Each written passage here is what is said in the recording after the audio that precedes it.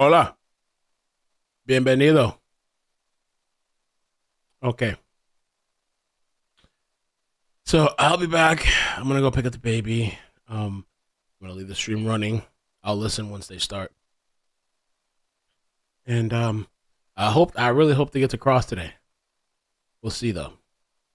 I feel like we've gotten stuck here a couple times where they'll start, but they don't get to cross, and we have to wait till they come back. Cross.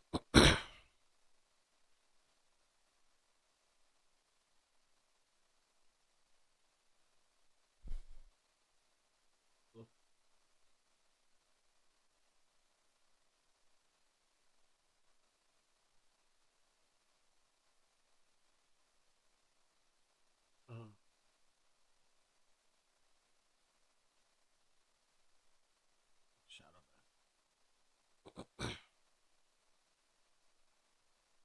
on Facebook.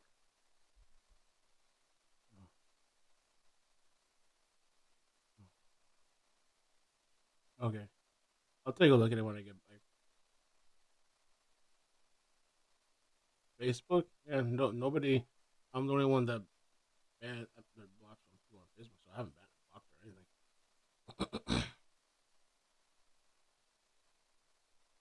No, no, I'll take a look at it when I get back. Okay,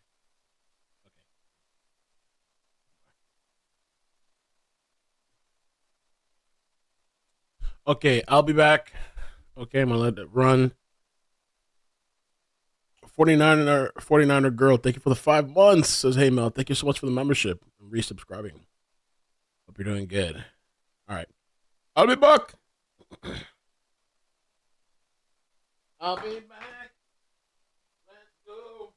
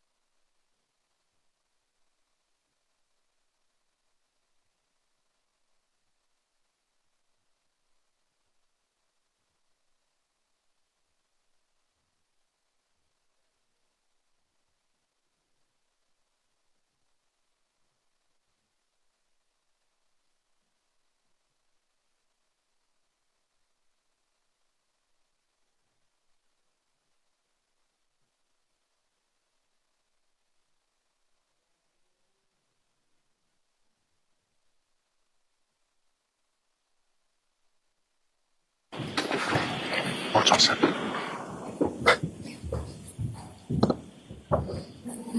back to session. You may be seated.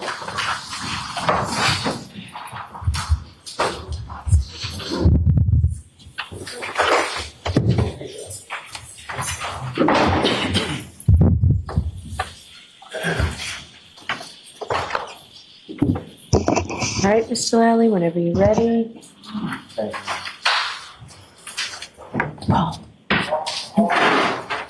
Good afternoon, ma'am. Good afternoon. So if I could take you back just for a moment, I apologize for this, but just for a moment back to when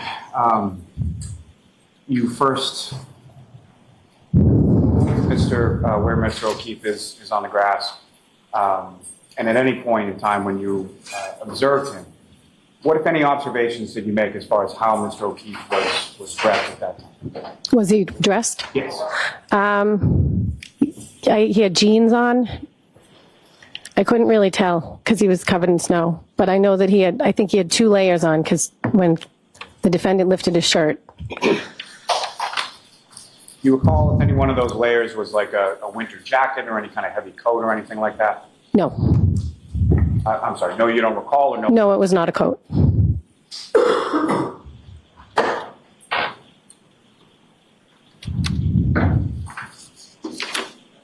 Now,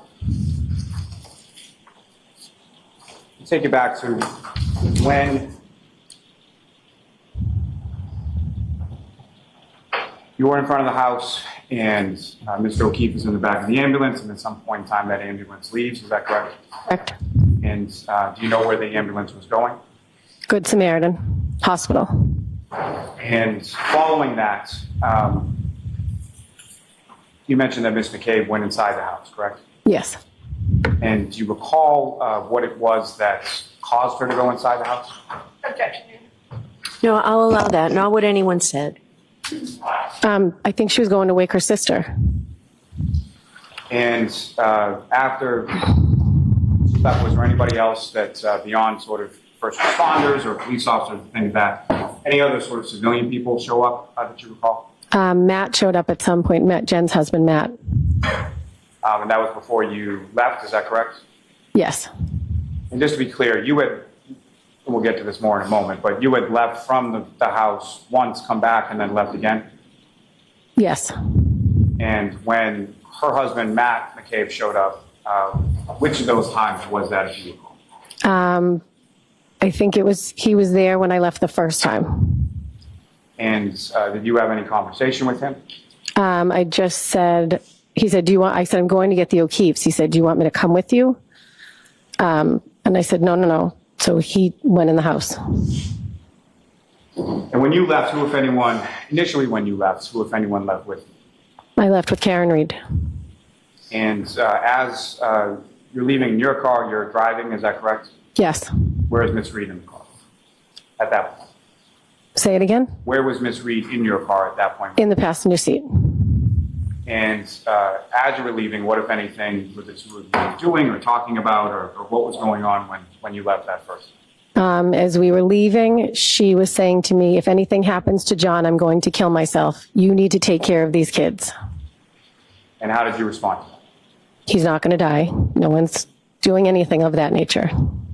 Or something of that nature, I said. And as far as you're driving away, Chapman, and you're facing towards Cedar Crest, is that right? Yes. And so when you left, are you following in that sort of same direction towards Cedar Crest? I took a right onto Cedar Crest. And then where did you go from there? And then I got to Dedham Street, and I went to take a right. And then Officer Good let me go to pick up the O'Keefes to take them. I had to give him my phone number so that he could get in touch with me if he needed to. So he did call, and he said, do you have Miss Reed with you? And I said, yes. And he said, please bring her back. Her parents have called in a suicide. They said she's saying she's suicidal, so they want her to be sectioned. And so coming back to that in a moment, but before you had left the scene, you hadn't talked to any police officers or anything at that time, correct? No, other than my name and phone number, but no. So you gave them your information and then said, I have to go pick up the O'Keefes. Yes. So you get that call from Officer Good, and then you come back to the house, is that right? Yes. And during any of that time, you recall the defendants, I know you had mentioned she spoke to Erin O'Keefe. Was there anybody else that the defendant spoke to or talked to while you were with her in the car? She spoke to her mother. And then I ended up taking the phone and speaking to her mother, and I gave her my phone number, and I said, I'm going to go to the hospital. She said, please make sure she does not have her purse. She has medication in her purse I don't want her to take. And then when you arrived back at the scene, what happened then? She just got out of the car and walked to the ambulance. And who, if anyone, did she walk, and by she, you mean the defendant? I'm sorry, yes. And who, if anyone, did the defendant walk from your car to the ambulance with? She just walked, I think she just walked by herself. I had her phone because I had been talking to her mother. So then one of the first responders came over and said, do you have her phone? And I said, yes. Her mother said, make sure she does not have her purse. And then following that conversation with one of the first responders, where did you go from there? I went to go pick up the O'Keefes. And as far as your drive from Canton, you went to, where do the O'Keefes live? Braintree. So your drive from Canton to Braintree and then subsequently from Braintree to Brockton, what, if anything, did you observe about sort of the driving conditions at that point? I was actually on the phone with Katie Camerano, and I spun out, did a complete spun a couple times on 93, right near the Braintree exit, so that when I got to the O'Keefes, that we went back roads to Brockton because I didn't want to go on the highway. And as far as the O'Keefes, as far as in your car from Braintree to Brockton, that was both John's mother and father? Correct. And at some point you get to the Good Samaritan Hospital in Brockton, correct? Correct. And do you know about what time it was that you got there? I don't know. When you arrived, where is it that you and the O'Keefes sort of go within the hospital? John's brother Paul had already arrived. And then we all walked in. We were in the waiting area. John's cousin actually works on the switchboard. We had been talking to her on the way in because with COVID restrictions, we didn't know if we were going to be able to get in or, so she had come out from the switchboard, her office, because she knew there had been an accident. So she came out to greet her family. And then I asked her to take me to the bathroom to clean up and to the chapel. And why was it that you had to go clean up? Say it again? Why was it that you had to go clean up? Because I had blood on my hands. Now, Ms. Roberts, you mentioned that during part of the drive from Canton to Braintree, you spoke to Ms. Camerano, correct? Yes. And during either that drive or the subsequent drive from Braintree to Brockton, who, if anyone else, did you speak to over the phone? And Karen called me repeatedly from the ambulance asking if I was going to come to the hospital. And she called when the O'Keefes were in the car and said she dropped him off at a party. And Mrs. O'Keefe said, you just left him? And Mr. O'Keefe said, leave her alone. She's been through enough. She called a few times while we were on the ride. And then she called a lot when we were at the hospital asking if I knew anything, if he was dead, is he dead? She would hang up and then call back, hang up and then call back. And if you know about how many times was it? At least 10. And that same sort of phraseology that she was using on scene as far as if she's dead, she repeated that in the phone calls at the hospital? Yes. Now, once you arrive at the hospital and you're able to clean up a little bit, where did you go from there? What happened? I went to the chapel and I said a prayer. And then I went in and talked to John's cousin, and she said that Dr. Rice was going to ask to meet with the family and that they would be told how John was doing and that they would bring John's family back to see John. So when I came out, they were being called in by Dr. Rice, and I sat in the waiting area. And after some period of time sitting in the waiting area, what happened then? Mrs. O'Keefe came out and told me John was gone. And then she asked if I wanted to see him. So I did, because I figured it would be better than when I last saw him. Maybe he was cleaned up, but it was not. It was worse. Sorry, ma'am, but as far as say that it was worse, happened to a room where John was, is that right? Yes. And what did you see? He was in a neck brace, and both eyes were huge. Whereas when I found him, it was only one, but they were like black, almost like filled with, I don't know, blood or fluid. They were huge. Beyond what you observed in his eyes, what, if anything else, did you see on John's body as you were? He had scratches on his arm, Do you recall which arm it was? his right arm. Recall where on his arm they were? Like here. Does that reflect that the witness is pointing to her forearm? Yes.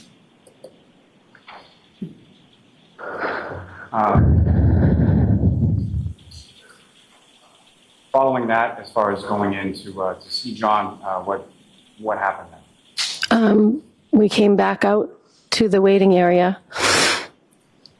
Mrs. O'Keefe wanted to get his necklace off, but I couldn't get it. So her and Paul went back in to get the necklace off. And Karen had called me at some point from the hospital and said, my father's going to be coming. Can you just keep a lookout for him? So I said, so when Mr. Reed, her father, walked in, Mr. O'Keefe recognized him and he said, that's Karen's father. So I went over and I said, Mr. Reed, Mr. O'Keefe would like to speak to you.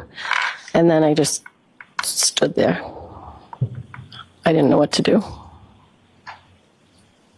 And at some point, did you leave from the hospital?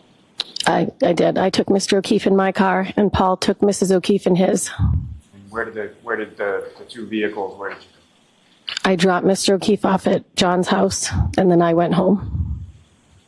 And without getting into too much detail as far as the road conditions that you described earlier, how were they? It was absolutely horrible. I told Mr. O'Keefe, if you see a front door in your vision, we are about to hit a house because I can't see where we're going. And my windshield wiper broke.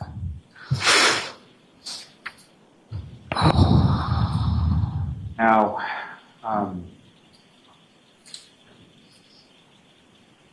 so you dropped Mr. O'Keefe off at John's house on Meadows, is that right? Yes, And Ms. Reed's vehicle, was that still there at that point? I think so. I don't recall, but I think so. And then you went home, is that correct? Yes. Later on that day or that afternoon, if anyone came to your house to speak to you in regard to what? There were two officers, but I don't remember their names. And do you recall which department they were from? The state police. As far as the officers that came to your house and spoke to you, you don't recall their names, is that correct? I don't.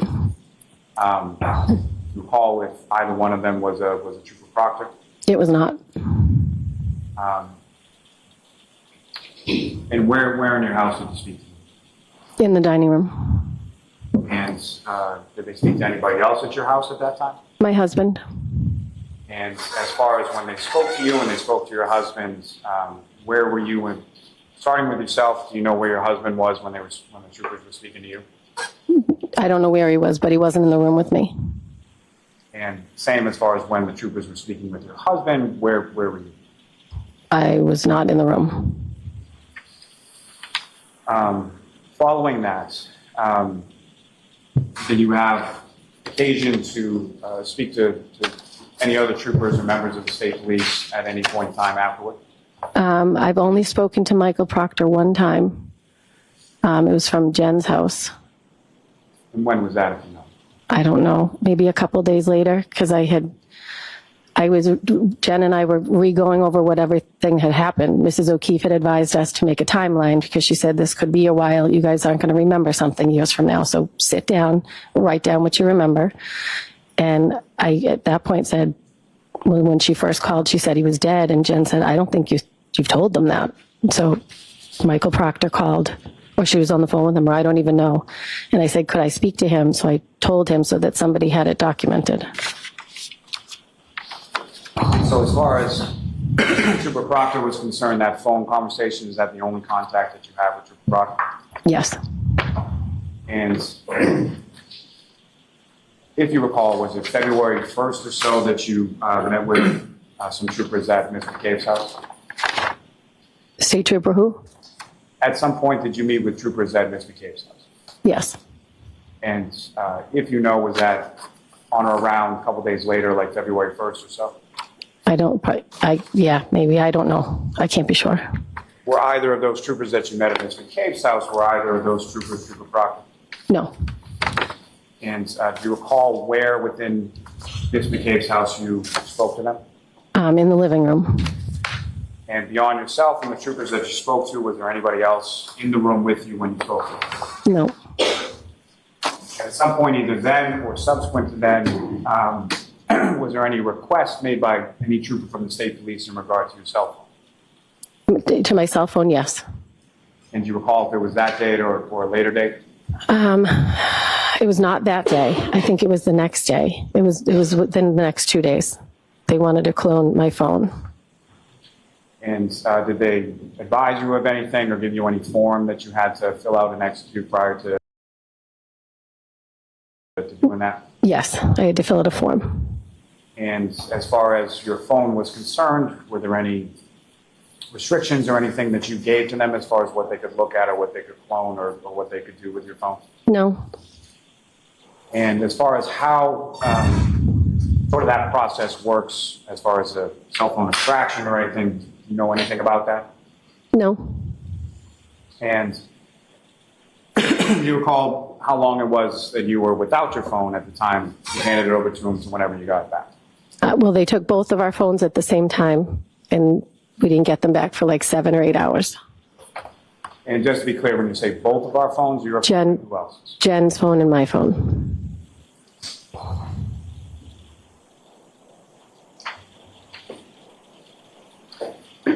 Now,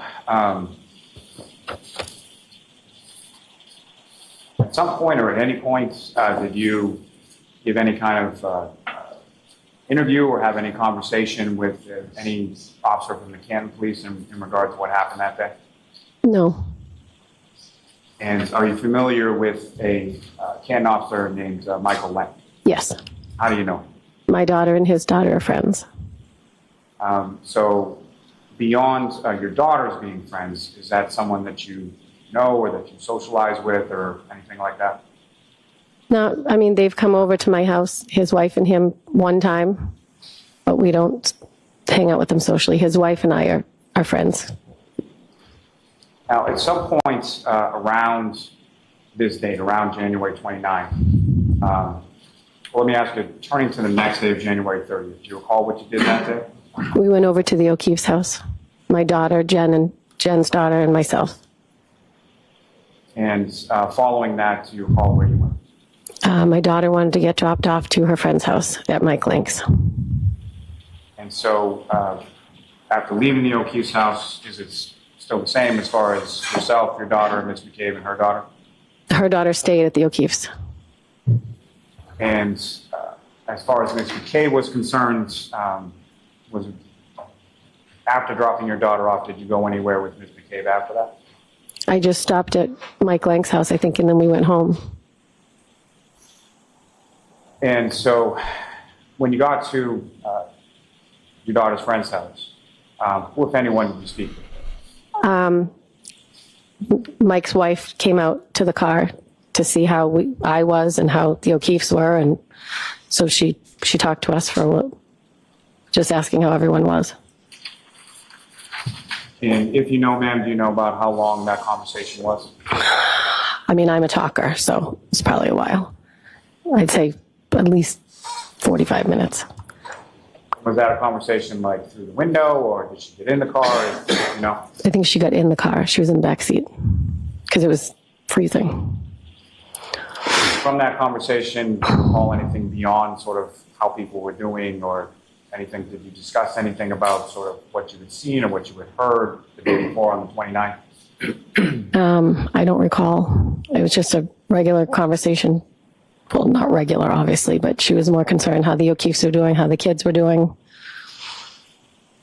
And then after you left from the Lang's house, where did you go? Where did you and Ms. McCabe go? I don't know. I'm assuming home.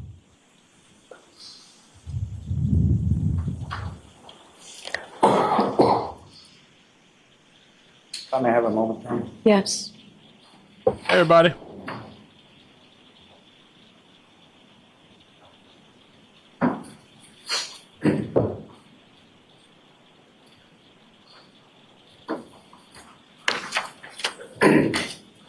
Dara, may we approach this briefly? Okay. What's up, man? So, apparently I missed an emotional moment. And I had a whole thread here and it just disappeared. Amazing. Kerry is emotional again, saying she went to the chapel. The accused went back to see John. They came back and told her John was dead. They asked if she wanted to see him. She said yes, expecting he would be cleaned up, but it was worse. Okay. She's testifying. She had to go to the restroom to clean up because she had blood on her hands. Okay.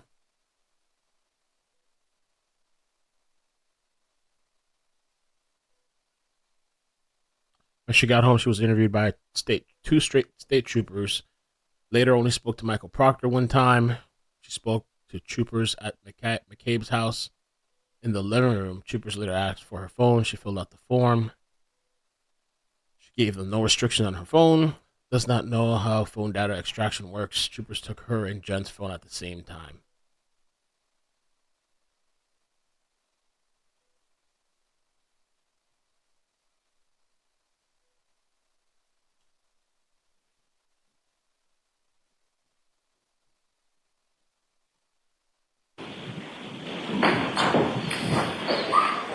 Sorry, Dara, one moment.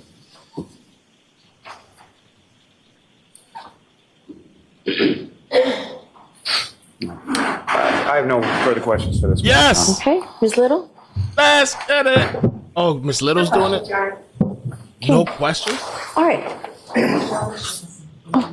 Thank you. Wait, no questions?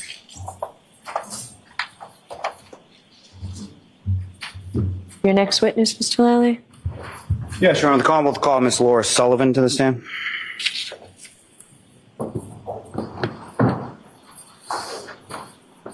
Wow.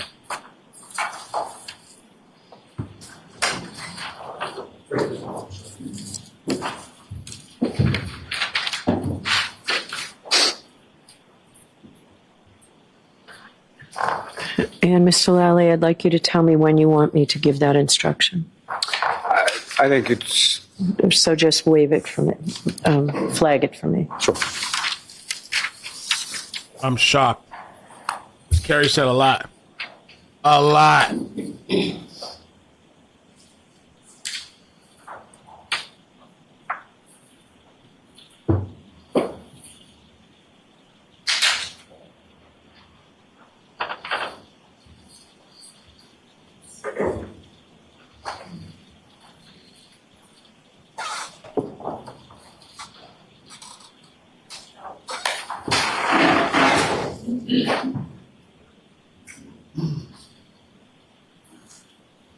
Interesting.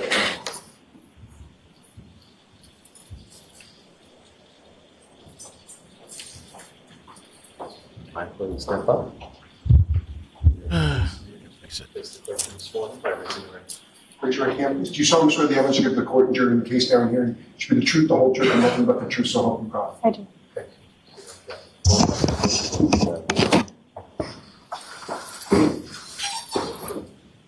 All right, Mr. Lally, whenever you're ready.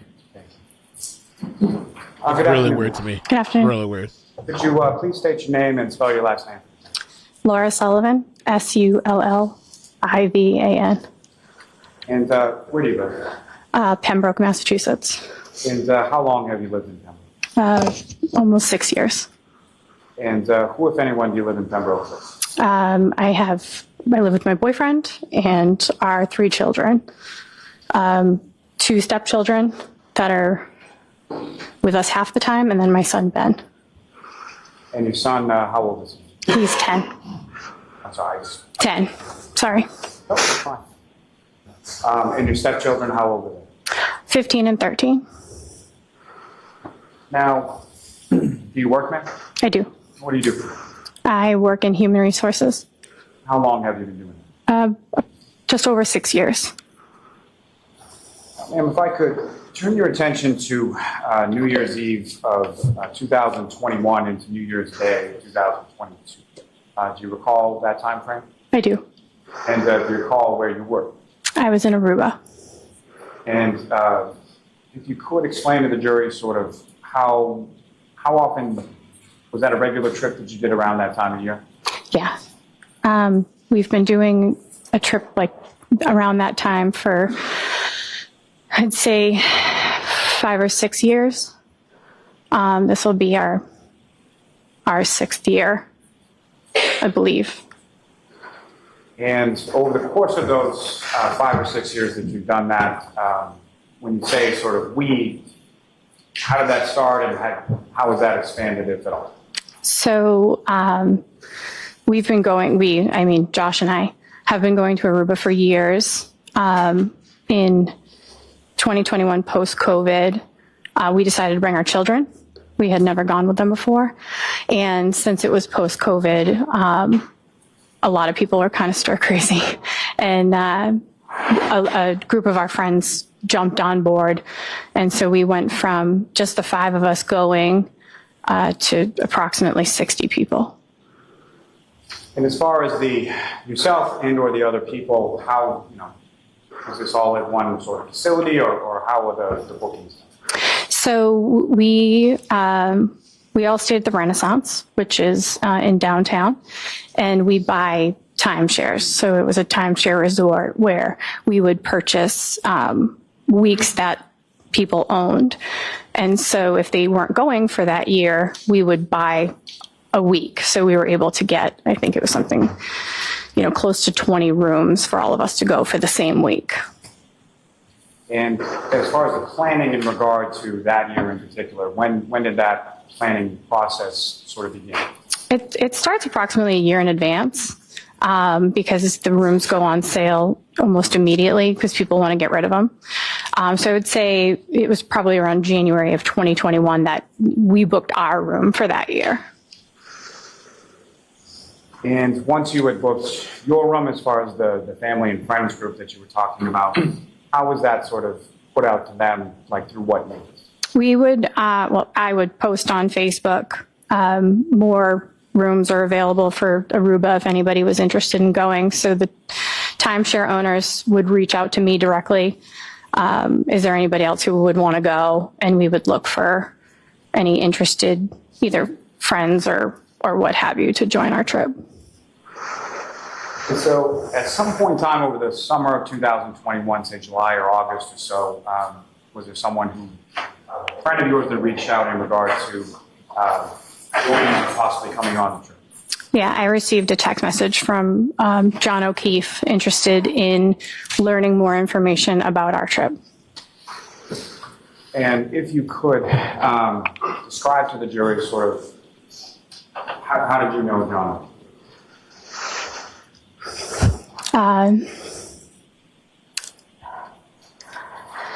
I met John in May of 2013. I met him at a bar in South Boston he was with Pat Rogers at the time. Post meeting John, I started dating Pat, and my son's father is Pat Rogers. And Stop you there just a moment. So as far as John O'Keefe and your son's father, Pat Rogers, did you know or did you come to know sort of what they did for a living? yeah, they were both Boston police officers. And did you know sort of what the relationship was beyond co-workers of Mr. O'Keefe and Mr. Rogers? Yeah. They were best friends. So at some point following that meeting in 2013, you began to date Mr. Rogers, is that right? Correct. And what happened? So in July of 2013, I became pregnant. And in November of 2013, Pat committed suicide. And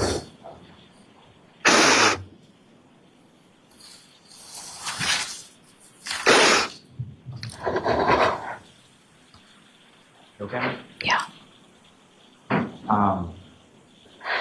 Following that, how would you describe sort of the relationship with Mr. O'Keefe, or how did it evolve? So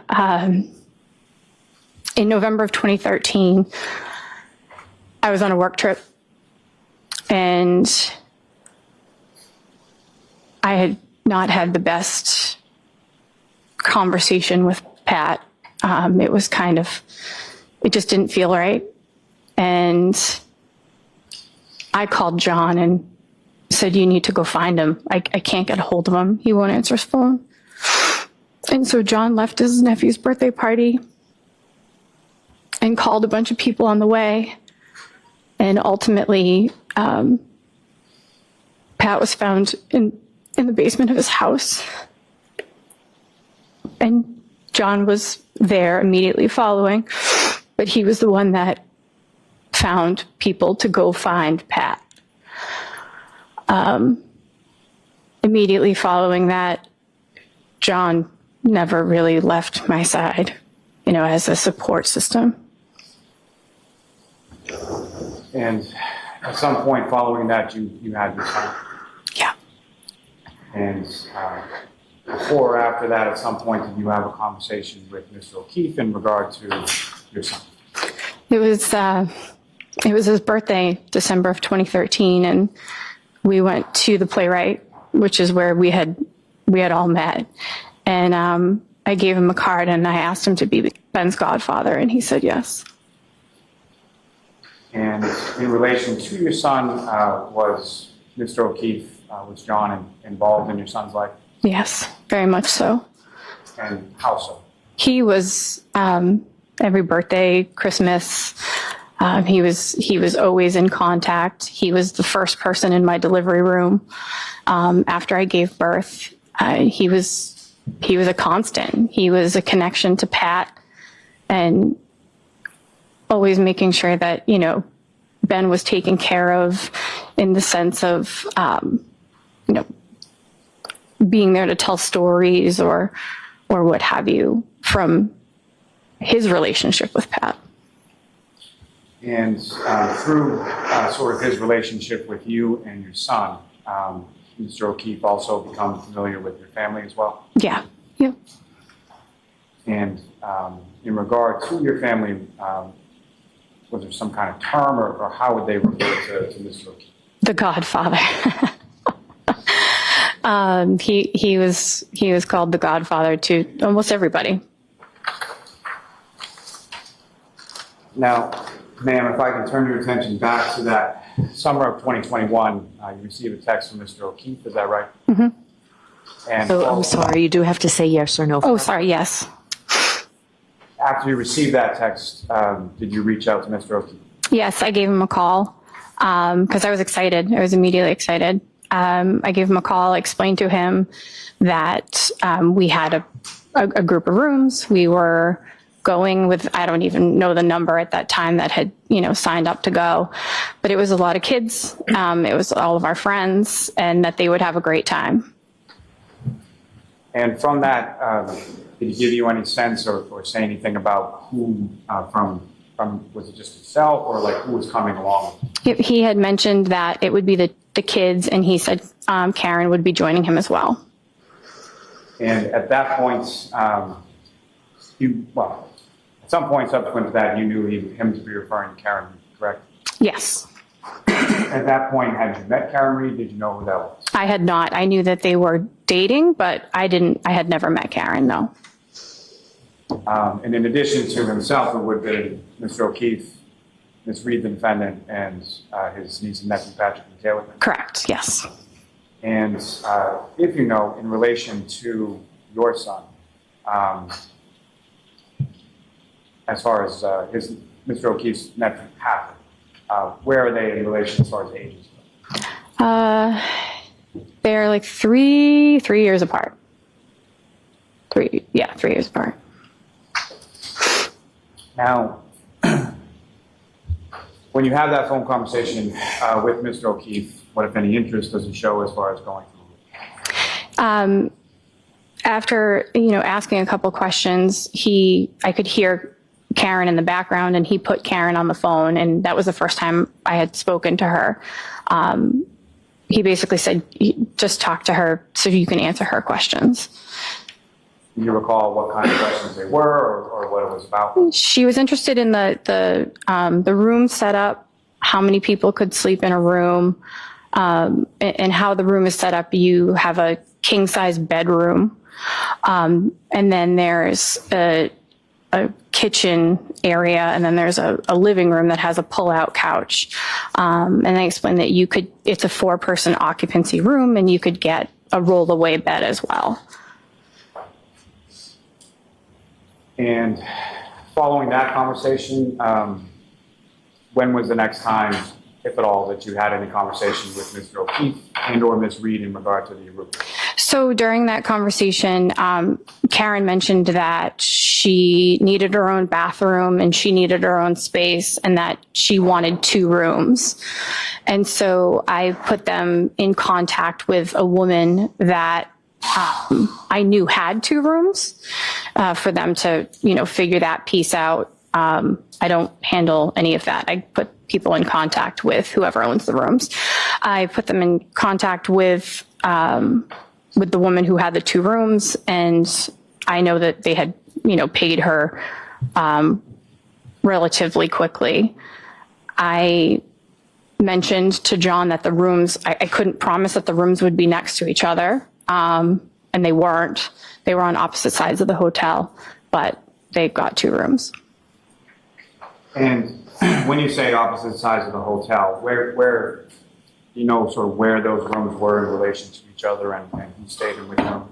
So the pool and lobby is in the center, and then the hotel comes like this, and there are pool walkout rooms on the first floor of each. And Karen and John were on this side, and the kids were on this side, and they both had walkout rooms. And as far as sort of front door to front door, do you know about how far away they were from each other? I would say, steps wise, maybe 200. But the hotel is it's small enough, but it was separated by a lobby, the front entrance, the outside entrance. Now, with regard to your arrival, when was it that you arrived in Aruba? So the timeshare rooms run Friday to Friday. So we were booked for the 31st through the 7th. Josh's birthday is December 30th. So we went down as a family a day early, and we had friends who were already down there since Christmas. John's timeshare room woman reached out and said, "Hey, we're leaving early if you want to arrive early." So him, Karen, and the kids actually came down on the 30th as well. They were on the flight following us.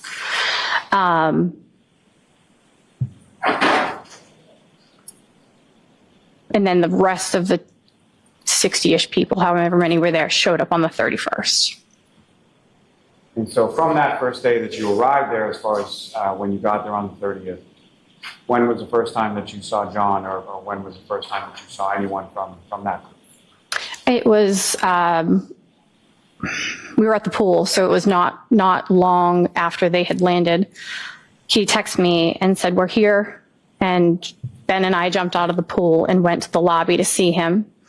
And then on the way back from the lobby, I saw somebody banging on the window on the left-hand side of the rooms, and I didn't know who it was. And then I saw Kaylee, and I was like, "Oh, well, that must be Karen." And again, was this the first time that you had seen Karen face-to-face or met Ms. Reed? Yes. And just for clarity purposes, as far as Ms. Reed is concerned, do you see her in the courtroom today? Yes. Could you just identify as to where she's seated or an article of clothing that she's wearing? She's right there. Just has a record reflect identification of identified. Okay. Thank you. Now, after you see this person bang on the window and you recognize Kaylee, what happened? She came out, she gave me a big hug, said, "It's nice to meet you. I've heard so much about you. I recognized you from pictures." And following along from there, what happened then as far as the day was concerned? So as I mentioned, it was Josh's birthday. We had already made plans to go out for dinner. Our friends who had been there since Christmas have a 17-year-old daughter who watched our children so we could go out for dinner. I mentioned it to John. I said, we'll just add you to the reservation. You can join us for dinner. The kids can stay with Chloe. And they said absolutely. So we all went out for dinner that evening to Screaming Eagle. And Screaming Eagle, where is that in relation to the hotel, the Renaissance? It's probably about a 15-ish minute cab ride. And when you arrived there, what, if anything, do you recall about sort of the dinner or how it went? So we were sitting outside on the patio. It was Karen, myself, our friend Laura. Across from Laura was her husband, Dave. Josh was in front of me, and John was in front of Karen. And what, if anything, specific do you recall about the dinner or sort of what happened at dinner? So we, the waiter came over. He started taking drink orders. Karen placed her order. I placed mine. Laura placed hers. Dave placed his. And then Josh ordered a dirty martini with blue cheese stuffed olives. Objection. I'll allow it. I don't know where it's going, and you can move to strike if it, Yeah. unless you Where- wanted to see me, Mr. Yannetti. Okay. Where are we going with this?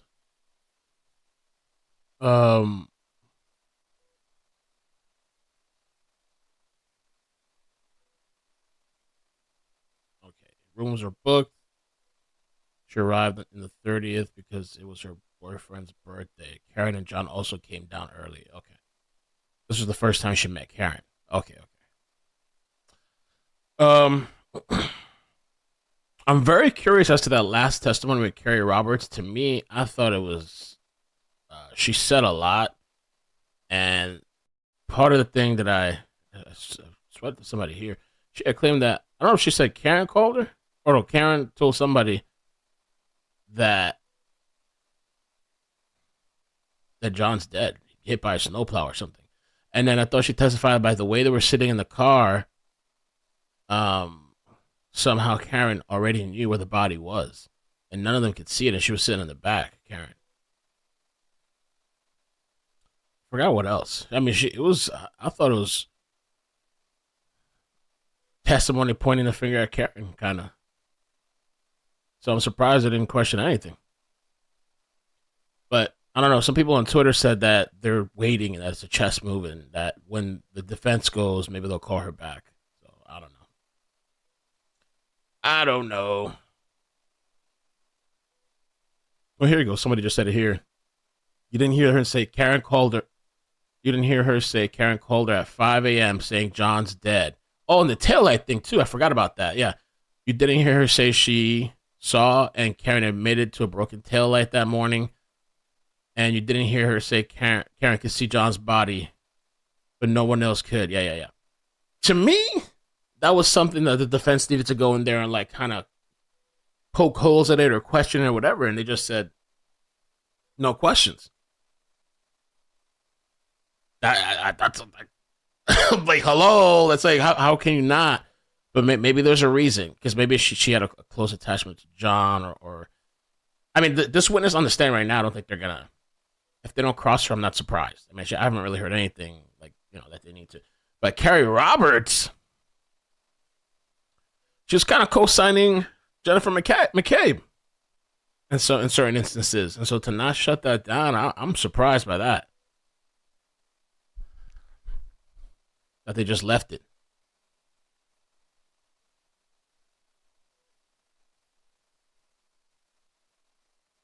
Tammy says yes, they will call her back because the judge didn't excuse her as a witness. Maybe that's what it is.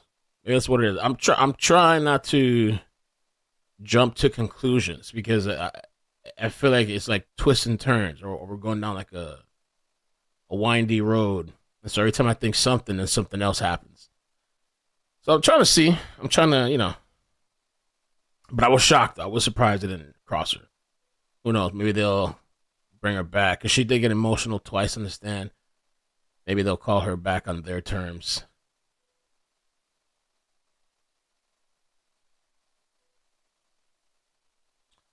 Interesting day so far. It's too bad they're taking. I mean, I don't mind too much that they're taking off tomorrow because it's my birthday. I'll probably jump on anyway for a little bit tomorrow, but they've taken off a lot of days. I mean, they took off some random day I think the other week, and now 4 days off next week. There's only 1 day of trial next week.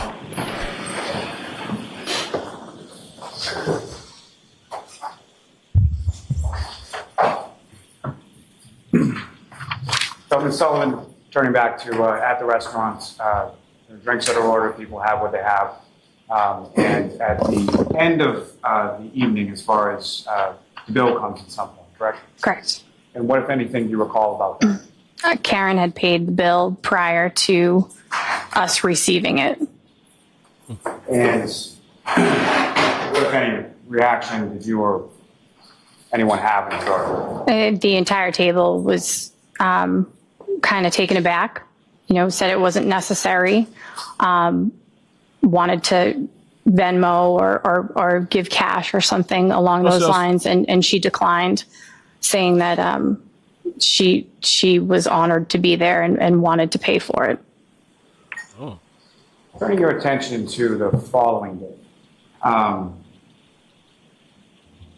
what, if anything, do you recall about the next day being that would have been, I'm sorry, the 31st, is that correct? Yes. So turning your attention to December 31st, 2021, what, if anything, do you recall about that day in specific regard to Mr. O'Keefe and Ms. John was very vocal on the 30th on how he just wanted to sit in the pool and watch the Alabama game. And he was a pretty big Alabama fan, is that correct? Yes. And so over the course of that day, what, if any, interaction did you have with either, starting with Mr. O'Keefe, what, if any, interaction did you have with him that day? I saw him in the pool. I know he was sitting at the pool bar watching the game with Josh. I saw the kids. I recall seeing Karen. I don't remember if we spoke or not. But it was mostly in the pool because we were waiting for the rest of our friends to show up. Now, amongst the rest of your friends that showed up, do you have any siblings? I do. And how many siblings do you have? I have two. And brother or sister? I have a younger brother and a younger sister. And with reference to your younger sister, what's her name? Marietta. And how much younger than you is Marietta? She's 10 years younger than me. And was Marietta Sullivan, was she coming in on that day as well? She was. And do you recall about what time it was that she arrived or that she came to the hotel? When was the first time you saw her? It's tough to remember, but I want to say everybody showed up on one of the first or second flights that came out of Boston. So I would say she was there by 1 p.m. And if you recall, what, if any, plans were there as far as dinner was concerned on that evening of New Year's Eve? So what we tend to do is book reservations, and if people are interested in joining, they can join us. And that night we had approximately 40 people going to have dinner on the beach at Moomba Beach. Around, I want to say it was like 7 o'clock, we had our reservations for. And did Mr. O'Keefe and the defendant, Ms. Reed, join you for dinner that evening? They did not, no. Now, let me take a step back just for a moment. As far as Ms. Reed was concerned, prior to your arrival in Aruba, did you have her phone number or did you have any way of contacting her? No. And when was it that you got Ms. Reed's phone number? John had added her and I and Chloe to a group text the night that we had gone out for dinner to make sure that we could all communicate with Chloe to make sure the kids were okay. So you got her phone number in relation to watching kids as far as Patrick and Kaylee and your children and everybody else? Correct. Now, if you recall, you go out to dinner, I think the reservation was about 7 or so.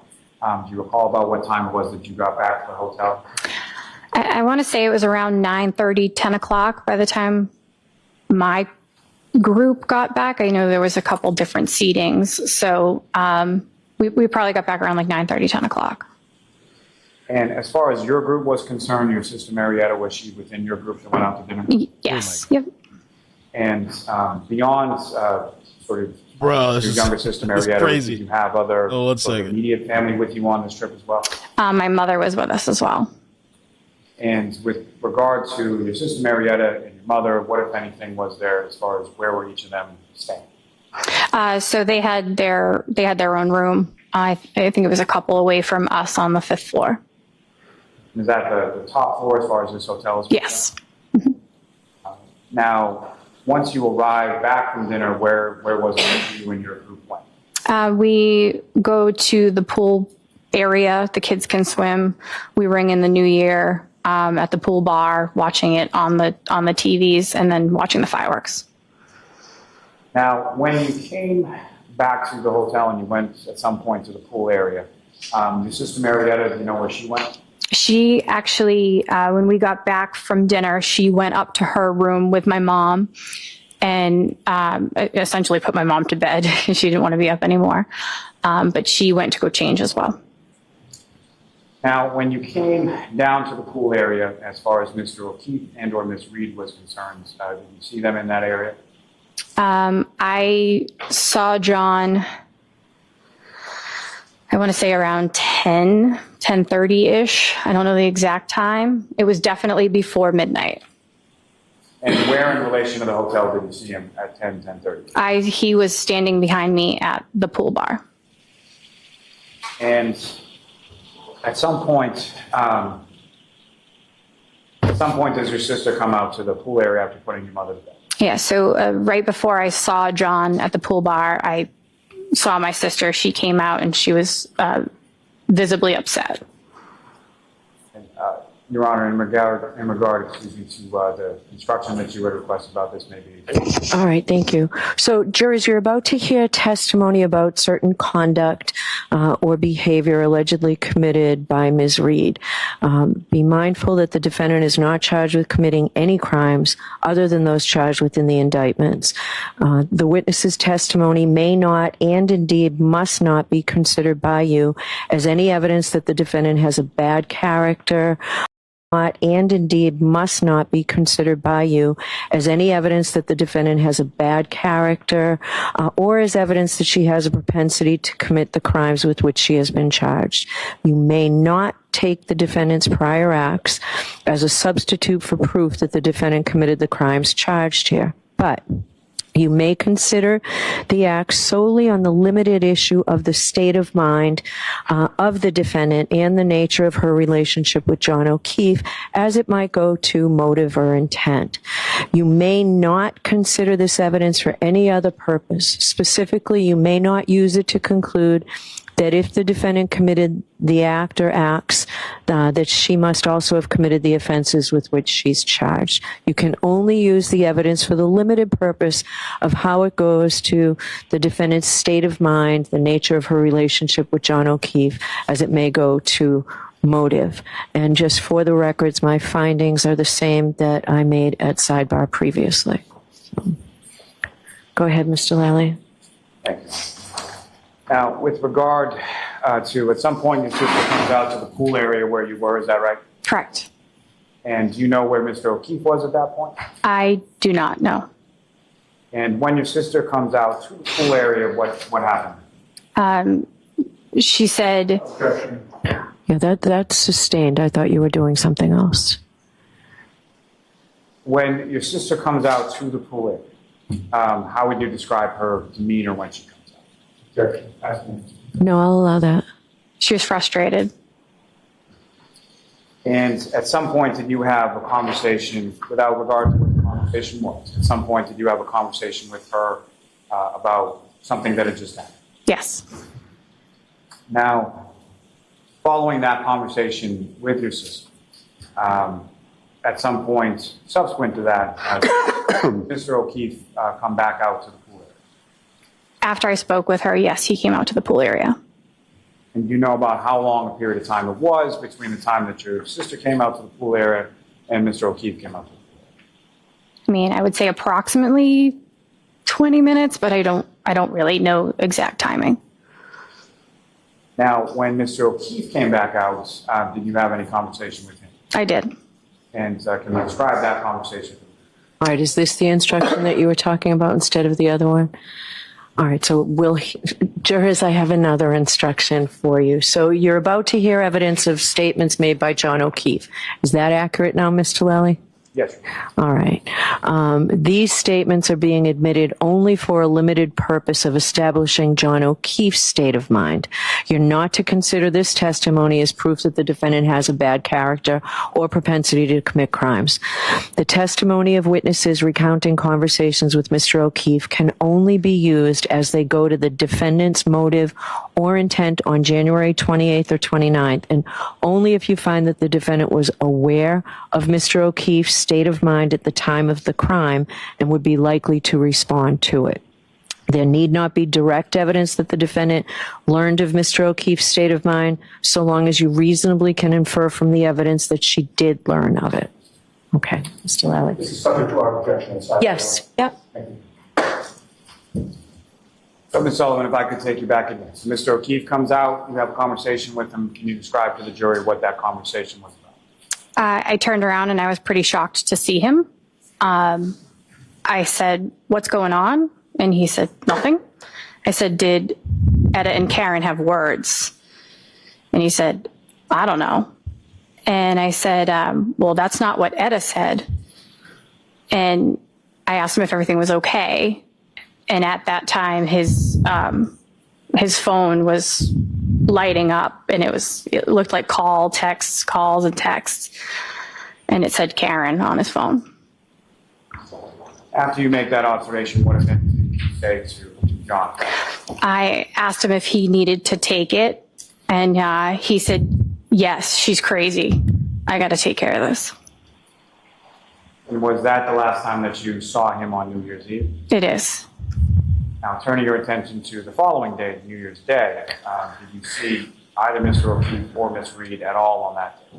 I did not. I saw the children, but we didn't see them that day, no.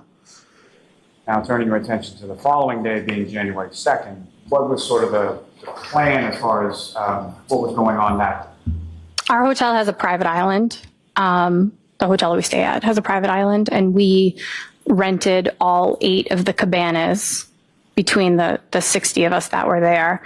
And when the cabanas went on sale, I had reached out to John and asked him if he wanted me to get him one. And he said, sure. So I booked one for him, and he paid me for that cabana. So we all went out that morning. And it was probably around, 10 o'clock in the morning, and they weren't there yet. And so I sent him a text and I said, are you coming, or do you want me to sell this cabana? Because there was other, couples there. At least he could have made, the money back. And he asked me who was there. And I said, everybody. And I named off a couple names. I'm not really sure. But I said, everybody's here. And when you said that, how did Mr. O'Keefe respond? He said, apparently I made out with your sister the other night, according to Karen. Now, is that the first time that you had heard that? Yes. So fair to say whatever you had heard from your sister on December 31st was not that? Objection. No, I'll allow that. Correct. And what was your reaction when Mr. O'Keefe told you this? Objection. I'll allow it. I was shocked. I immediately found my sister and said, did you make out with John? Objection. Sustained. Now, when you went to talk to your sister, who was it that your sister was with when you went to talk to her about that? I don't recall who was standing near her. Maybe my mom. I don't know. As far as your sister was concerned at that time, was she dating someone? Yes, And the person that she was dating, was that person on the trip as well? he was. Yes. And was that person that she was dating that was on the trip as well? Were they at the cabanas on that day that you? They were, yes. Now, as far as you have some conversation in regard to your sister, and then at some point you go back and have further conversation with Mr. O'Keefe. Yeah, I said I texted him back. I said, I just talked to Etta. She said, absolutely not. That did not happen. Objection. Move to strike. That's sustained. I'll strike that.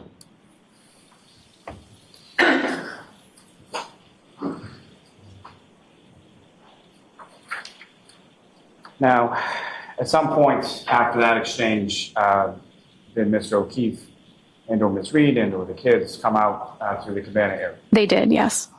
And at any point, how would you describe sort of how Mr. O'Keefe and or Ms. Reed was acting when they came out to the cabana? But Karen immediately went in the water. I just recall her being like floating in the ocean for a good chunk of the day. John was hopping around from the different cabanas talking to people. One of my favorite pictures of him is with my son from that day. Did you have any conversation with Mr. O'Keefe once he came out to the cabana area? No, we kind of just kept it light. We didn't really talk about anything that had happened. I was just kind of trying to stay out of it for now. And following sort of the cabana situation or the cabana day, what happened then? Suppose that day, I think I saw John one other time. I saw him in the pool. It was the one time that him and I were alone. He didn't seem like he was himself. Objection. I'll allow it. He seemed distant, and I asked him if he was okay. And he kind of just, shrugged it off. And I said, are you happy? And he kind of, just rolled his eyes and shrugged it off. I said, well, something along the lines of life is too short to not be happy. And he goes, well, Laura, it is what it is. And I did ask him if he wanted to talk about it. I said, do you want to talk about it? And he's like, not really. And so following that exchange in the pool area, when was the next time that you saw them? I had spoken to him. We all went on the Jolly Pirate. We had all bought tickets in advance, so we had basically rented the whole boat for everybody to go. Had bought 4 tickets, and we had gotten a bus from our hotel. And he didn't show up for the bus and wasn't answering my calls or my texts. And then we finally got down to where the boat was. The boat was about to leave, and he messaged me. He's like, not going to make it. Kids slept late.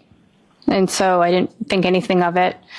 Then after that, I saw him and Karen the night before they left. They ended up leaving a day or two early so that the kids could get back to school. And when you saw them, where was that in relation to the hotel? Right outside the hotel is a marketplace that has a bunch of restaurants and arcade. I was sitting at the 5 o'clock somewhere bar that looks into the arcade with my best friend Val, and my friends Dave and Laura and Karen and John walked up. What, if any, conversation did you have with either Mr. O'Keefe or the defendant at that time? Karen grabbed me and she said, hey, I'm sorry. I thought I saw something that I didn't, and I would like to pay for some of your sister's room. And how did you respond to that? I said it's absolutely not necessary. Just an apology will do.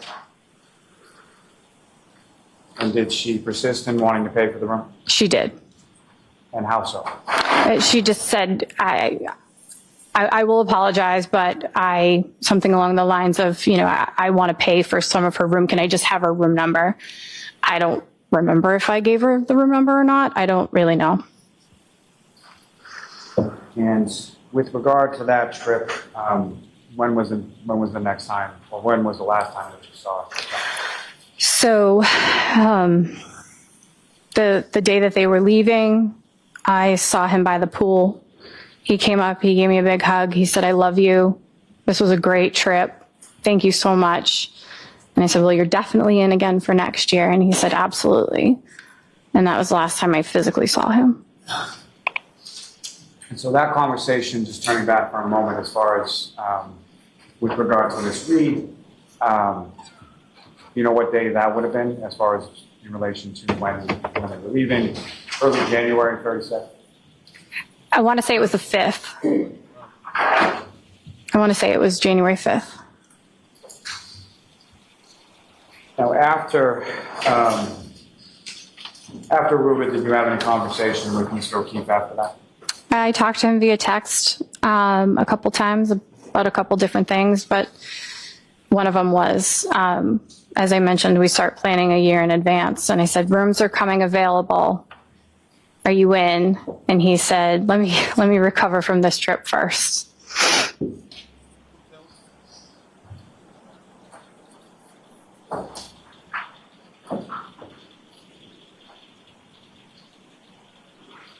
Now, ma'am, if I could turn your attention to Saturday, January 29th, 2022. Do you recall that day?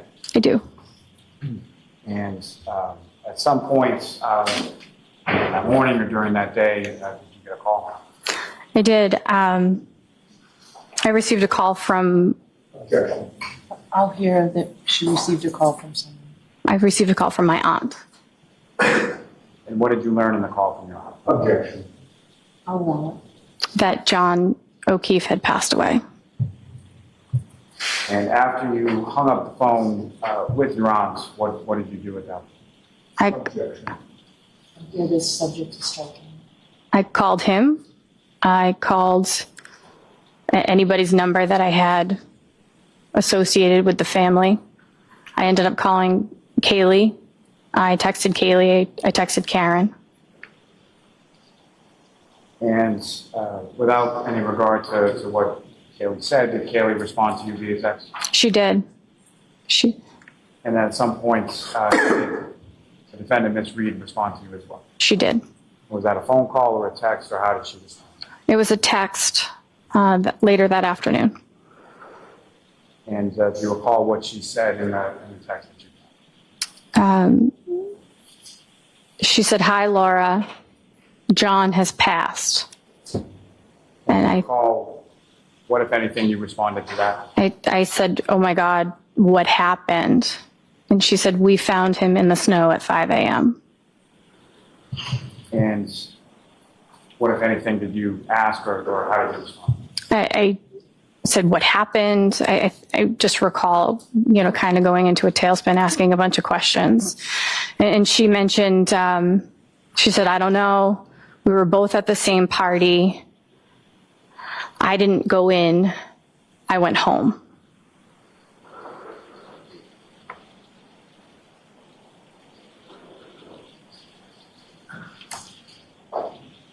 I may have a moment, Jane. Yes.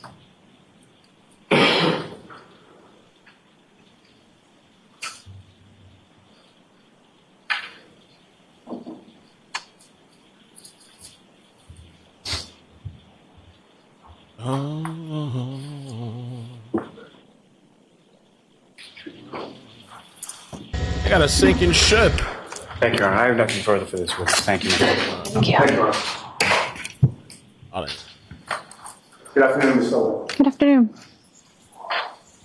You were not present at the Waterfall Bar and Grill on January 28th of 2022 in Canton. I was not. You were not present at 34 Fairview Road in Canton on January 29th of 2022. It's not. Yet you'll agree with me that Michael Proctor, the state police trooper, visited you at your home all the way in Pembroke, Massachusetts on February 8th of 2022 to Yes. interview you? Yes. Nothing further. Anything, Mr. Just briefly, as far as Trooper Proctor coming to your house, was he alone, or who, if anyone else, was he with when he He came was in? he was with another trooper. Okay, and do you recall who that trooper was? Trooper Fanning. Nothing further on.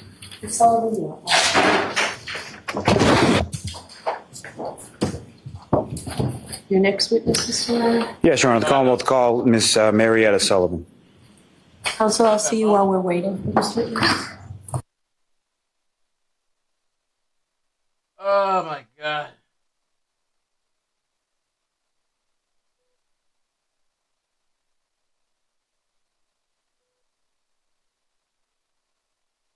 Log in, you little piece of ish. Log in.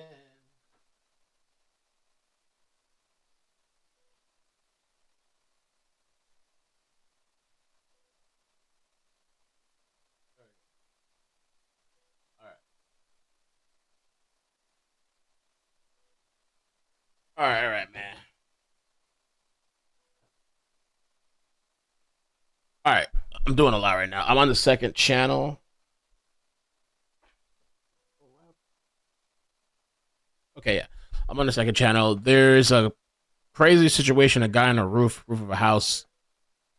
I don't know. I guess he's saying he's gonna jump off or something. He's maybe suffering from PTSD. And there's also a sinking ship apparently leaking out oil. Ship sinking in the Delta. And we got this. Who's testifying? Somebody else, Sullivan. Somebody in the Sullivan family. You gonna jump down? You gonna jump?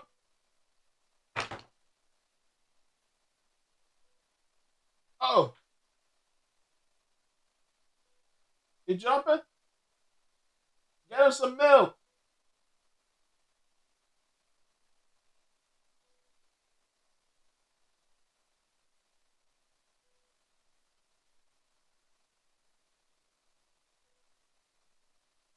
It's a good thing it's not like a high height or anything, you know? I mean, he get hurt, but it's not like it's, you know. Yo, he could break a leg or an arm or something.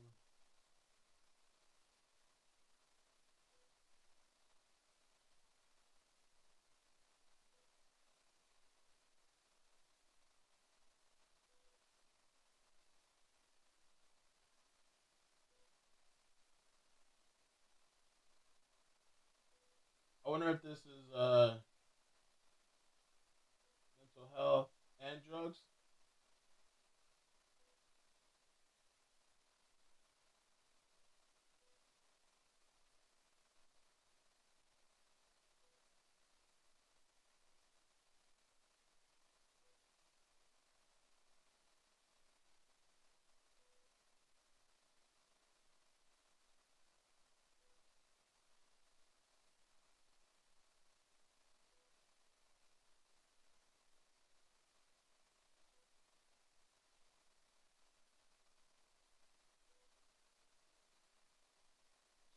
This is crazy.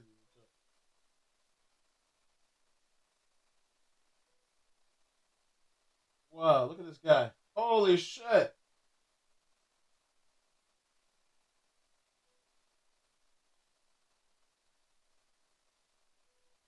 Call mama. When in doubt, call mama.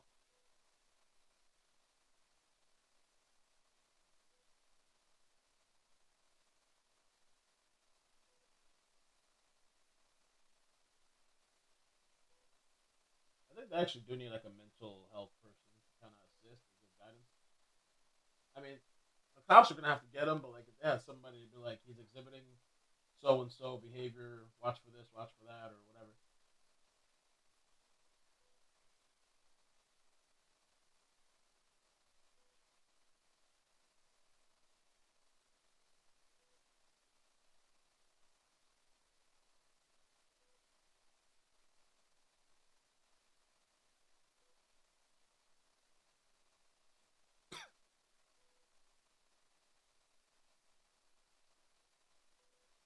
Sullivan, please.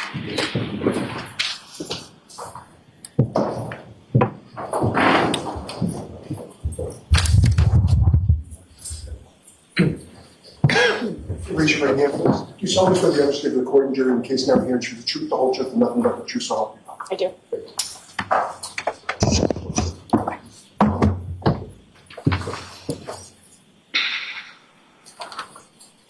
right, Mr. Lally, whenever you're ready. Good afternoon, ma'am. Good afternoon. Could you please state your name and spell your last name? Sure. My name is Marietta Sullivan. Last name is Sullivan. And where do you live then? Right now I live in Plymouth. And how long have you lived in? Since July of the past summer, so not even a year yet. And do you work there? I do. And what do you do? I'm a director at a memory care community. How long have you been doing that? Just over a year. Now, do you have any siblings? I do. And how many siblings do you have? I have two, Older, younger, both older, and brother, sister? brother and sister. And your sister, what is her? Laura Sullivan. And what is sort of the age difference between yourself and your sister Laura? We are 10 years apart. Now, if I could turn your attention to New Year's, specifically sister. 2021 into 2022. Do you recall that time frame? I do. And do you recall where it was that you were or where you were going for that time? Yes, sir. We were going to Aruba for a family trip. And is that sort of an annual family trip? It has become since then. It was the first time I had attended. And do you recall sort of the time frame on that trip as far as when you were leaving, when you were coming back? Yeah. So we left on Friday the 31st and we returned the next week, Friday the 7th. And when you say we, who is we? My mother and I flew out together with another group of people to meet my sister and brother-in-law down in Aruba. And at that time, so to meet them down there, had your sister Laura, had she flown down prior to you? She had, yes. And at that particular time, were you dating someone? I was seeing somebody, yes. And the person that you were seeing, was that person coming on the trip as well? He was, yeah, the day after we got there. So your sister arrives on the 30th, you arrive on the 31st, and the person you were seeing arrives on the 1st. Yes. Now, when you arrived there, do you know about how many people were on this trip? I would say over 30, upwards of, yeah, I would say over 30 is the best estimate I could give you. And as far as this trip was concerned, do you recall where you stayed? Yep, we stayed at the Renaissance Aruba. Is that someone that you stayed on this occasion as well as subsequent occasions? Yes. And on the 31st, when you and your mother arrived, do you recall about what time of day it was that you got there? So our flight landed around 3:30-ish. I would say we weren't at the hotel much later than that. And with regard to the hotel has a lobby area, is that correct? Yes, sir. Can you describe to the jury sort of what does that layout look like? What does the lobby look like? Sure. So right when you walk in the front doors, right in front of you is the check-in desks, 3 or 4 of them in front of you. To the left of you, when you come in, is a hallway to one side of the hotel. To the right of you is a bank of elevators that leads to another hallway that leads to the other first floor side of the hotel. You're in a big lobby, and then directly across from where the elevators are is the entrance to the pool area. And when you arrive there at some point in time in the late afternoon of the 31st, you obviously check into your room, and then following that, where do you go? So we checked into our room, and then happy hour was starting around 4:30, so we met everybody down at the pool for that time. Is there a bar in that area of the pool? Yes, pool bar. And so when you get down to the pool bar area, who, if anyone specifically, did you see or did you run into? So first ran into my sister, gave her a hug, the rest of the kids and my brother. As soon as I got into the pool, I ran into Johnny and a couple of our other friends that were sitting at the pool bar down there. And with reference to who you refer to as Johnny, what's his last name? John O'Keefe. And that was someone that you knew at the time, is that correct? Yes. And how did you know this was? He was a very, very dear family friend.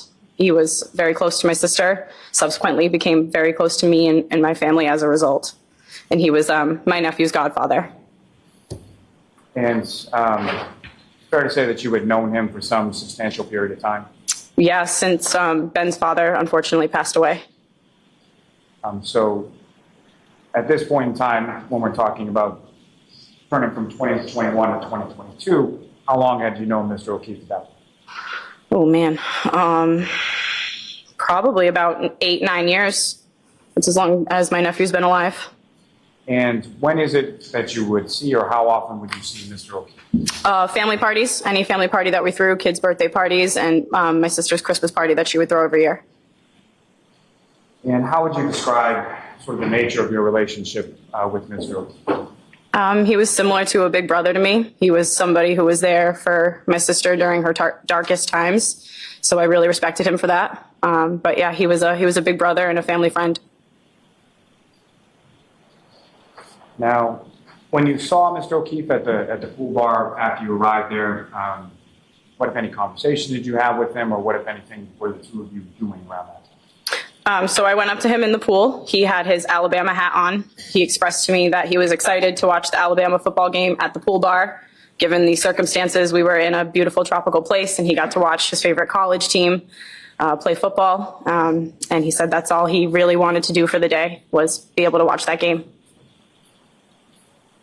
Now, at this point in time that you're talking to Mr. O'Keefe, were you aware of him dating anybody? Had you met anybody that he was dating at that time? I had not met the person that he was dating. I had heard about her through family friends and other people that were on the trip. So as far as the other sort of family events that you would see Mr. O'Keefe at, Ms. Reed or his girlfriend at that time wasn't there with him? No.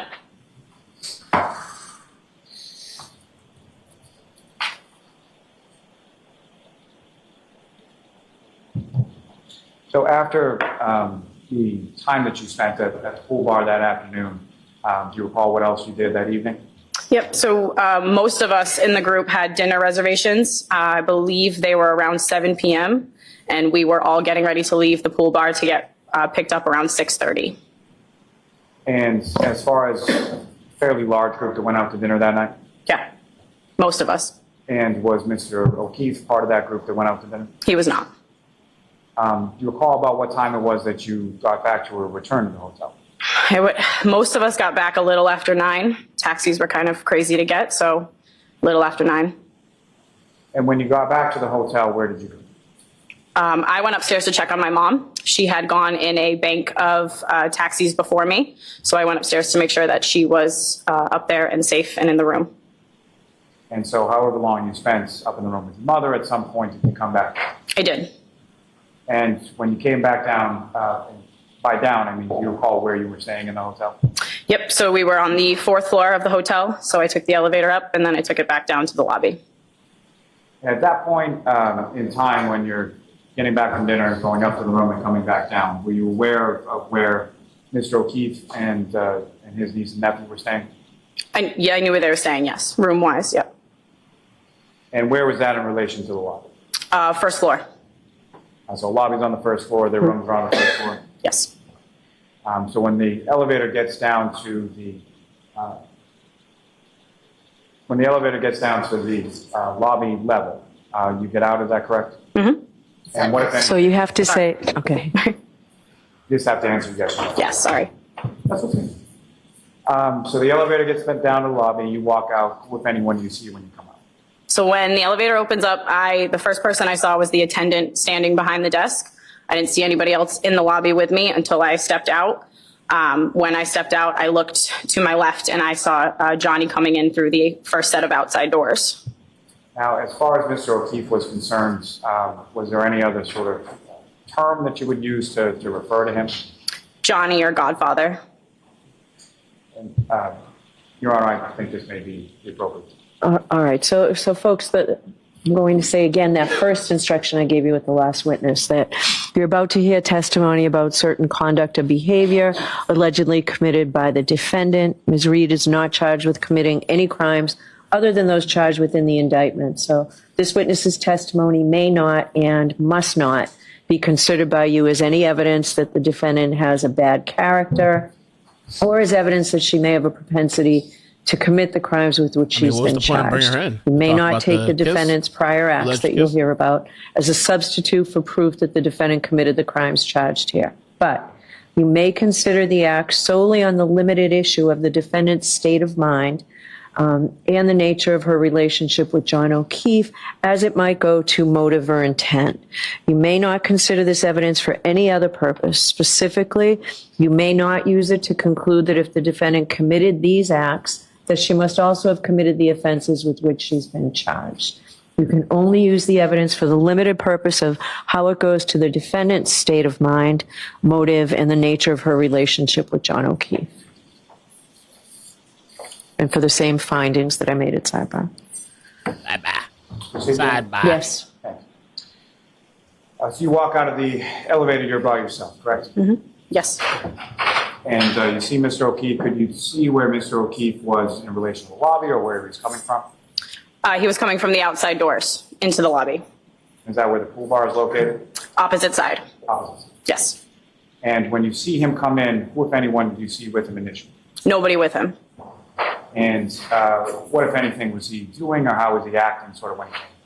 So he sort of stumbled in. I came out of the elevator and my initial response to him was, "Whoa, you okay?" I actually said, "Whoa, Godfather, are you okay?" But yeah, he was stumbling into the lobby. And did you go over to him at that point? I did. I went up to him and I gave him a hug. And what happened then? I pulled back. He was glassy-eyed, looking above me. We never made eye contact. He was looking above me. It looked like he was looking for someone. I asked him, "Where are you going?" assuming that he would be coming to the pool bar to meet us. He kept looking around and he indicated that he was going that way and pointed toward a bank of rooms to our right. And I said, "Well, you should go that way." And I stepped back and I guided him toward the area that he was going. Now, as far as the bank of rooms to the right, you indicated that you were familiar or aware of where Mr. O'Keefe was and where the children were. Is that correct? I know they were on the first floor. I'm not 100% positive as to where exactly their rooms were. And if you know, did you know whether or not that Mr. O'Keefe was staying in the same room as Patrick and Kaylee at that point? I didn't know if they were staying in the same room or not, no. So you point him in that direction, and what happened?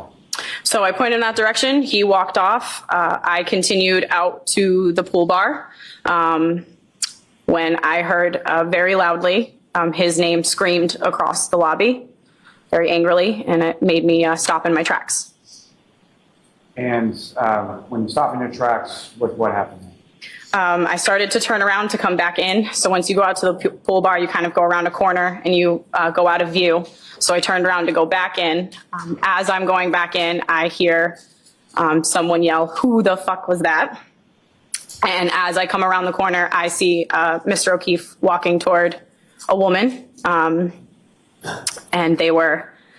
he said, excuse me. He said, "Calm down, that's Laura's little sister." And what happened then?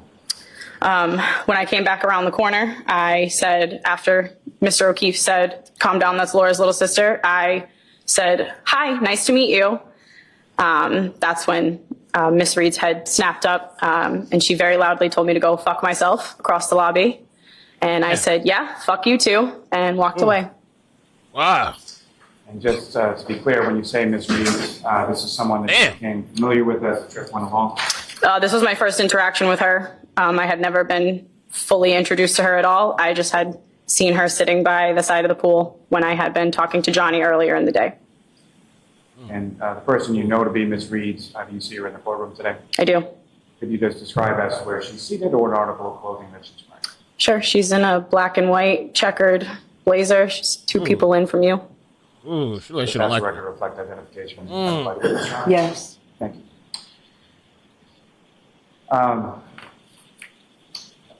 As far as Ms. Reed was concerned, what, if anything, did you observe as far as the defendants beyond the yelling? What, if anything, did you observe as far as her demeanor or how she was acting at the time that this interaction was going on? She was just very loud. She very, energetically screamed for me to go fuck myself. She was waving her hands. Johnny was trying to calm her down. And after I said, "Yeah, fuck you too," I went out to the pool bar, so I didn't see much after that. And could you hear anything as far as when you were walking out to the pool bar, as far as any other conversation between the defendant and Mr. O'Keefe? Not after that first time, no. You go back to or you go out to the pool bar, and who, if anyone, did you talk to? I went straight up to my older sister, Laura, who was out to dinner with the couple the night before. And I said, I'll allow this part. I went up to her and I looked at her and I said, John O'Keefe's girlfriend. And she looked at me and said, Karen. And I said, yeah, you guys like her? She said, yeah, she's okay. And I said, well, she sucks. Oh, damning testimony. Now, following that, at any point in time later in that evening, did you see either Mr. O'Keefe or Ms. Reed later on that evening? I did not see them, no. And when was the next time that you did see them? I saw them briefly on the 2nd, which was the day that we rented cabanas on the island. And when you say you briefly saw them, about, can you describe it? So we had all rented the cabanas. Each family had one or they were sharing one. I was sharing one with my family down at the end. We got about halfway through the day and realized that their family cabana was still empty. So I saw them about halfway through the day when they did come to the cabana, and I briefly saw Miss Reed and Mr. O'Keefe at the pool, the island bar, that same day, but there was no conversation. Now, with regard to Mr. O'Keefe and Ms. Reed, at some point in time on that day of the cabanas, what, if any, conversation did you have with your sister regarding that? So my Objection. I don't know what this is. I'll see you at sidebar quickly. Sidebar. About to be the end of the day. Sidebar. Well, I mean, I don't know. I guess this is just some interaction about, but I feel like this is kind of about Karen's character or whatever, but it doesn't really, I don't know if they're just trying to say that she snapped that night or some shit, or she's crazy, or something like that,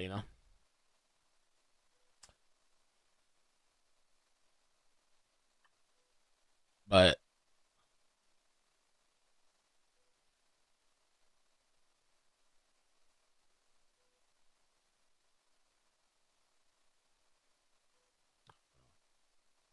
Karen.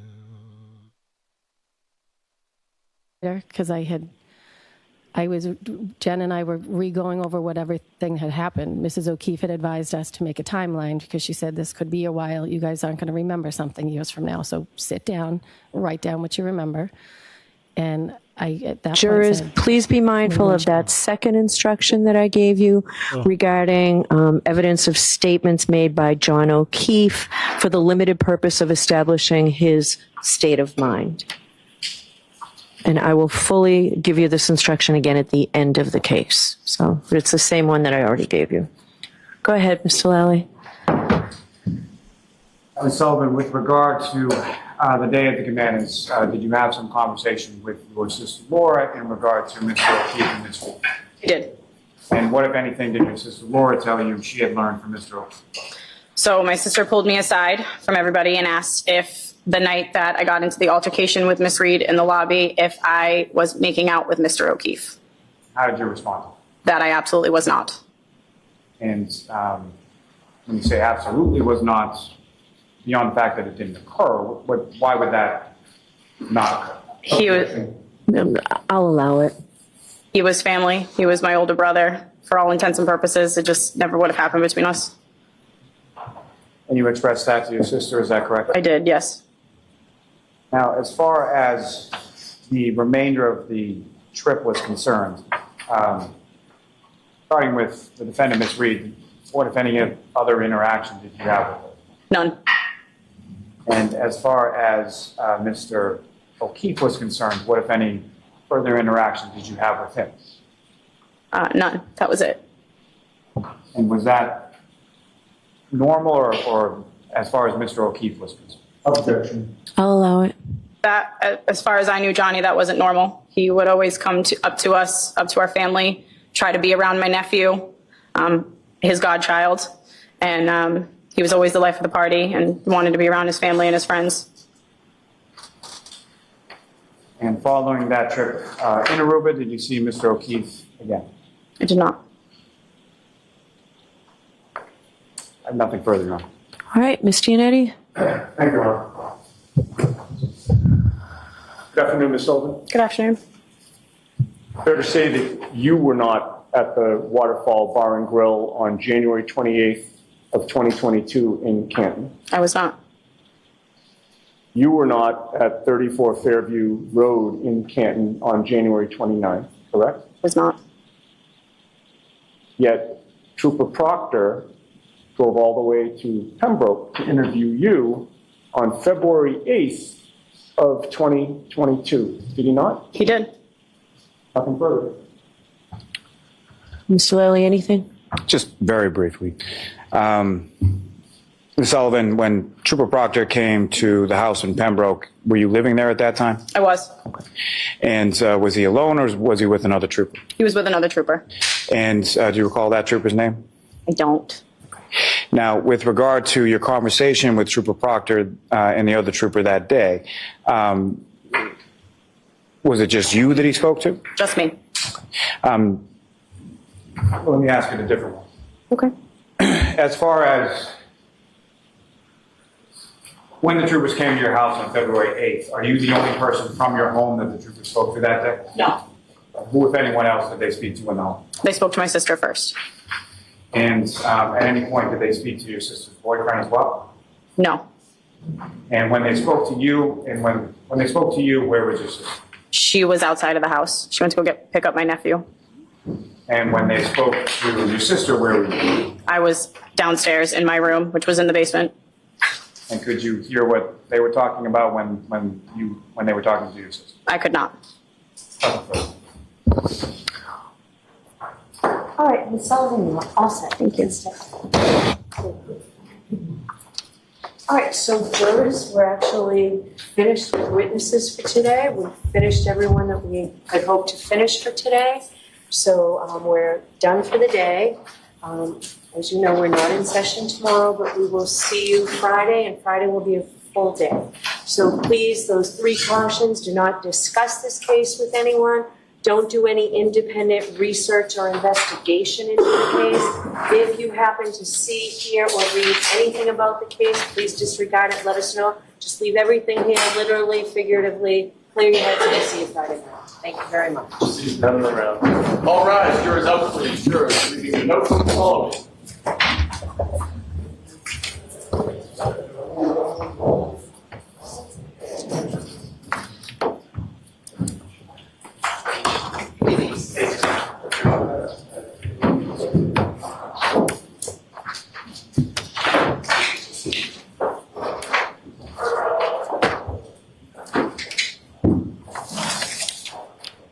That makes sense.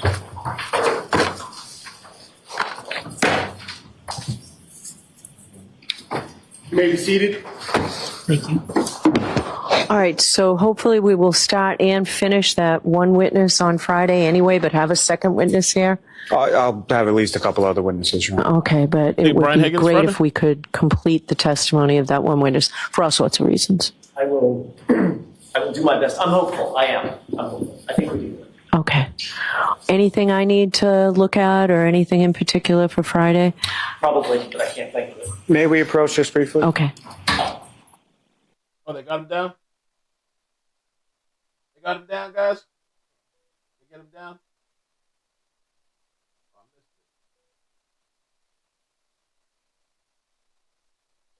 it. Here's some milk.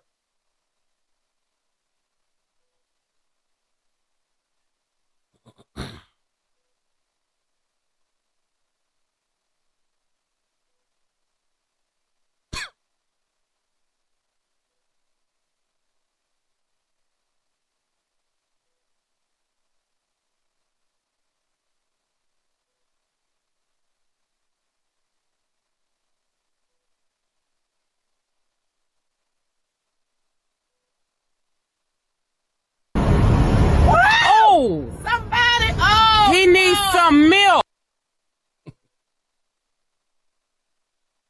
Friday. Oh,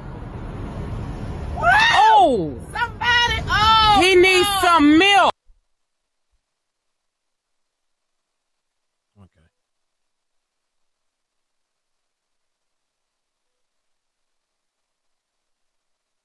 So Friday we'll be back. A full day, day 17. Let's see, Brian Higgins or Michael Proctor. You think? What are you thinking? I think Brian Higgins because they mentioned Brian before, as he's one of the upcoming people.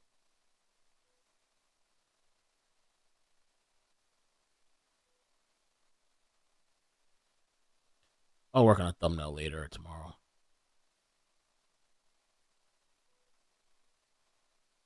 Some milk. He's feeling sick. Maybe we should take him to the hospital. No, he needs some milk. All right, Friday.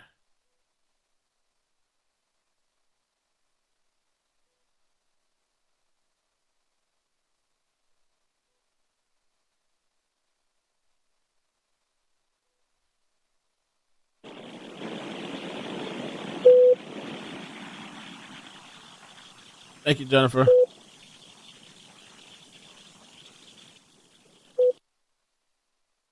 That's it. What a day today was. Not a bad day. Hey there, Karen Reed, Trial Hi. Watchers. This is a law and crime legal alert. Legal alert, man. Go get your, if you use Google Incognito. Today was good. Today was good. Interesting.